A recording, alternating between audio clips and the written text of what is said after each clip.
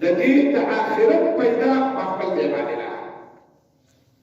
خو د دې د دنیا د ټولو نه لویه پیدا دا ده چې زموږ دنیاوي مشکلات چې کوم دی دا به الله پاک اسانوي نو ځکه د اسلامي تعلیماتو چې کومې خاص خبرې دي په هغه خاص خبرو کې یوه خبره ده چې دین اسلام خپلو منونکو خلکو ته خپلو پیروکارو ته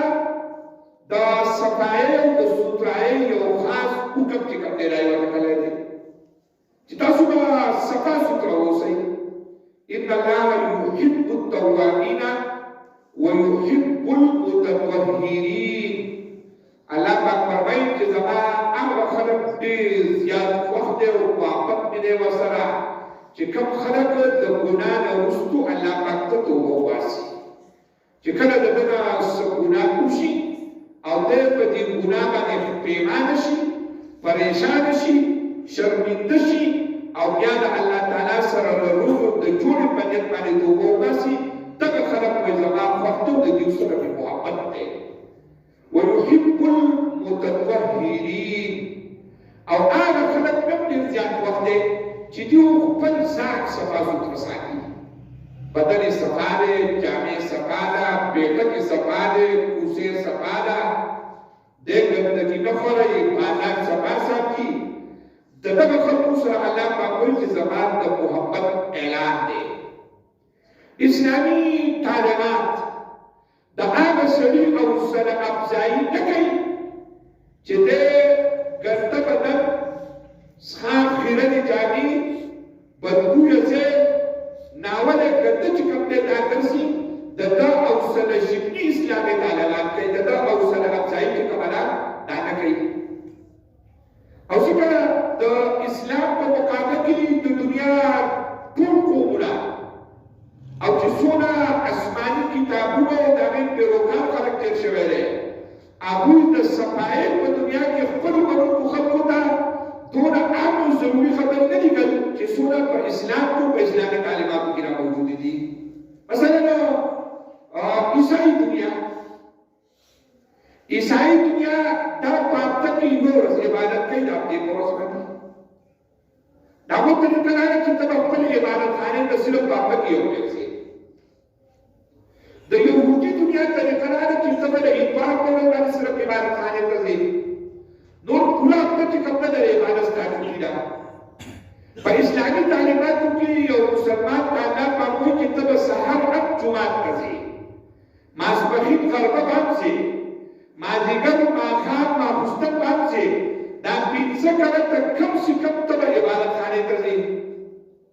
ته به د الله پاک بندګي او عبادت کې او بیا د دغه عبادت نه مخکې په ده باندې الله پاک اودس چې کوم دی دا یې فرض کړی دی چې د سهار د لمانځه دپاره به اودس فرض دی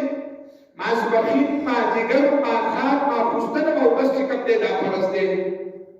ته به ځان صفا کې ګنده به نه ځې او بیا په اودس کې د بدن هغه حصې او هغه اعضا چې دا ښکارلی دي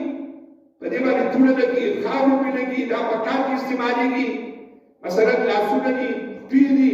مخ دی نو د دغه حصو انزل دا په اودس کې فرض لازم او ضروري خبره وګڼله چې تر څو پورې تا دغه حصې په صحیح طریقه باندې نه انزل نو ستا فرایض پاتې شو چې فرایض پاتې شو اودس دې ونه شو او چې اودس دې ونه شو نو ستا مونځ چې کوم دی دا نه کېږي بیا په اودس کې مسواک کول دا یو مستقل سنت طریقه وګرځوله چې ته مسواک استعمالوه چې ستا د خولې نه بدبونه ځي ځکه چې ته جومات ته عبادت لپاره روان یې که ستا د خولې نه بوی ځي نو ستا په صف کې به نږدې خلکو ته ستا نه تکلیف وي ته به چا ته تکلیف نه ورکړې بیا د لمانځه لپاره چې ځې د خوشبو استعمال دا یې مستقل یو سنت طریقه وګرځوله چې ته د تلو نه مخکې د خوشبو استعمال وکړه چې ته جومات ته ځې نو صفا سوتره لاړ شه ګنده مه ځه او ستا د دې خوشبو نه خلکو ته تکلیف نه وي ستا د دې بدبو نه خلکو ته تکلیف نه وي نو ځکه که ته د یوې مناسب خوشبو استعمال چې کوم دی دا د ګڼې په ځای کې د اجتماع په ځای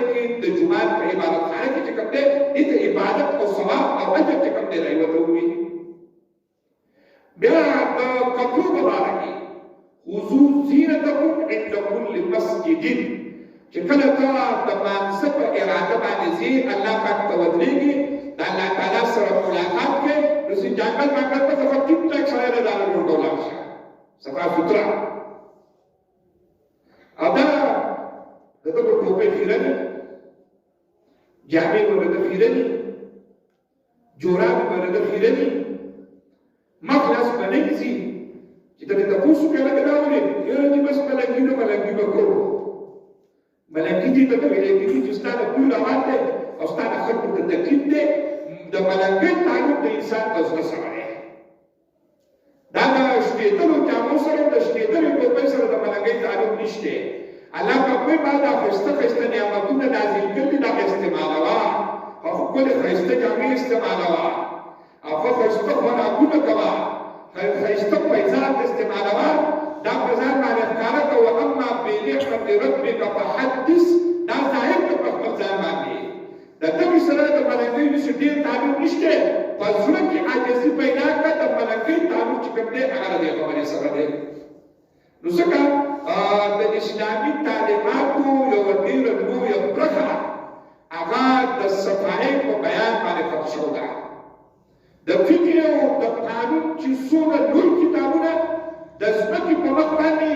دا په اسلامي کتابخانو په مدارسو کې موجود دي یا هغه د اسلامي علومو طلبه هغه زده کوي پای کې د ټولو نه اول د مانځه بیان کېږي او د مانځه مخکې د صفای بیان کې کوم دی دا درته کوي چې ته دا خبره زده کړه او دا په عمل کې کوم دی راوړه نو زه کوشش کوم دې خبرې ته کار دی چې زموږ په انفرادي او په اجتماعي ژوند کې د صفای یو ډېر خاص اهمیت کوم دی دا موجود دي او بیا خاص کر د یخنۍ په موسم کې چیرې زموږ په بدن باندې داسې جامې چلته نه داسې یو څیز دی چې د هغې نه په جومات کې په بازار کې په دوکان کې په کور کې چاته تکلیف وي د عبادت په نیت باندې خپل ځان صفا سوتره ساتل چې کوم دی دا پکار دی او څنګه په اسلامي تعلیماتو کې په بعضو موقعو باندې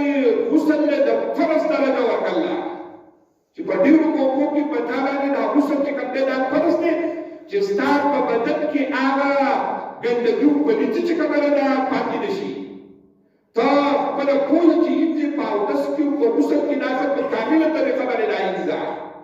په دې کې ته د اوبه د خپل وس مطابق چې کوم ځای ته رسولی شي هغه ځای ته به راسې ته به د مرۍ صفایي کې په غسل کې چې کوم ځای ته ته د اوبه رسولی شي د خپل وس مطابق نو هغه ځای کې مرۍ ته به د اوبه چې کوم دی دا به ته رسې او دا داسې فرایض دي چې د دغه فرایضو نه بغیر د یو انسان غسل چې کوم دی دا نامکمل دی دا په جنابت او په ناپاکۍ کې دغه سره چې دا د پوزې او د غرغرې صحیح استعمال چې کوم دی دا یې ورکړو دغه رنګې چې څرنګه د صفایي حکم دی نو د دې نه دا معلومېږي چې ګندګي به نه خورئ چې ته د خپل کور نه ګندګي دا په ټوکرۍ کې او په تیلۍ کې راواچوې او د بل په دروازه کې واچوې نو خو ته ډېر ښه سړی خو ستا د کور ډېران چې کوم دی دا د بل په دروازه کې پروت دی ته ډېران راوړې د بل په دروازه کې اچوې ته ګندګي راوړې د بل په بټي کې اچوې تا ته چې مرداره وشي نو هغه ته په مرکزي لاره او په سړک باندې ته غورځې نه د دې ګندګۍ د پټولو بندوبست چې کوم دی دا پکار دی او زموږ دولتونو نه باندې اعتراض ټول په وکړي کنه چې بس ودې زموږ د حکومت دباو پر باندې دا کار کوي لکه نو تاسو کې ته کوم څه څه کوي ستاسو څونه اختیارات دي ستاسو څونه وسته د یوې معاشرې لپاره د ملک د امن او امان لپاره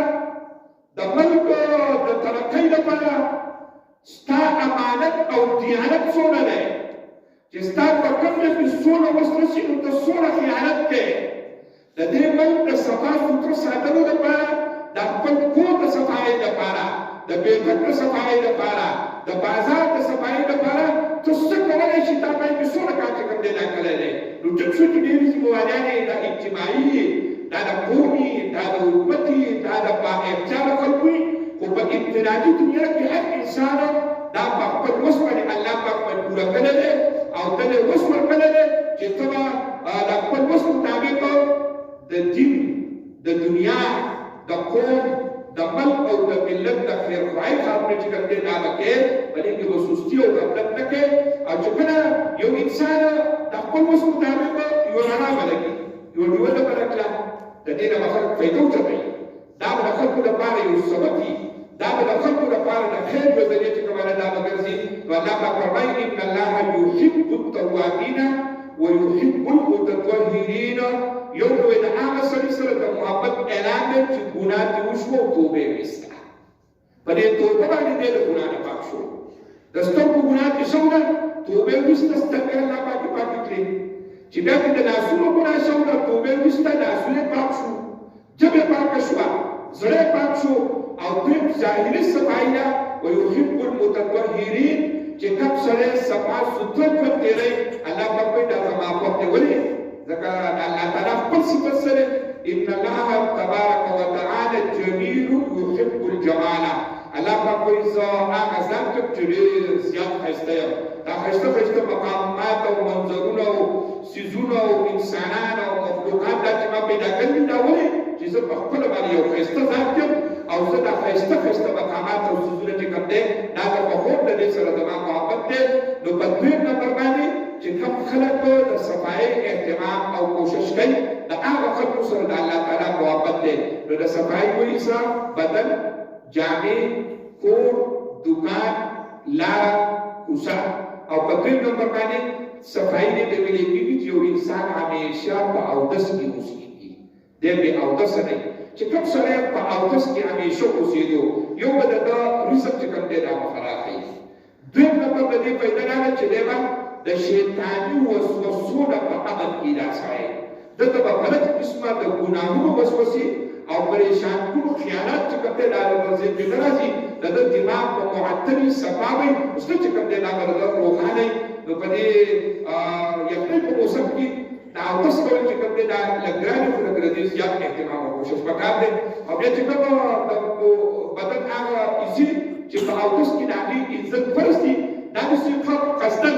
بالفعل وزور باندې مګل وکړ دې مقصد یې دې نسبت چې کوم پیروات او په خبره لا فلاس باندې پیروات ورته لا او کوم پیروات نه دا په کوم مګل